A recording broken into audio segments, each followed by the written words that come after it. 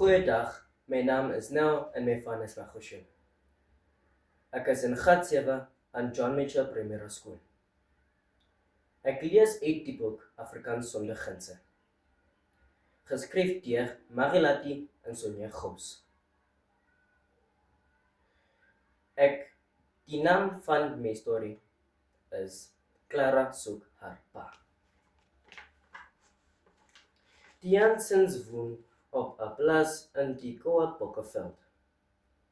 Hulle woon aan die voet van baie hoë berge.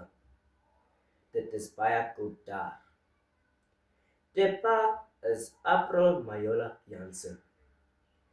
Hy werk op die plaas. Op die plaas bou hulle met pere, appels en premier. Hulle plant ook aardappels en oë. Die ma is Maria Jansen. Sy werk in die plaashuis. Sy maak kos en help om die huis skoon te hou. Clara Majola is pa April en ma Maria se dogter. Sy is hul tweede kind. Hulle lewe gelukkig op die plaas. Almal op die plaas hou van Clara. Sy is 'n vriendelik en fluksie meisie wat graag help waar sy kan. Dag is net 'n ding wat hinder. Die pa se oë is swak.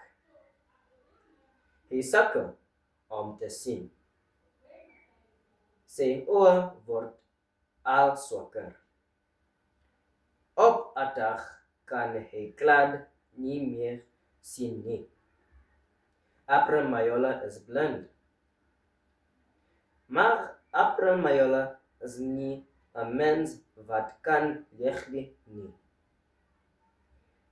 Hy sit hand by met die kosverkies op die plaas. Met sy kergie loop hy waar hy moet wees. Elke dag gaan hy vermaak hout om by hul huisie te gebruik.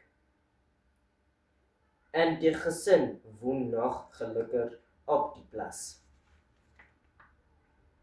Op 'n wintermiddag stap pa April weer uit om te gaan hout soek. Hy voel die wind. Nee, baie dankie.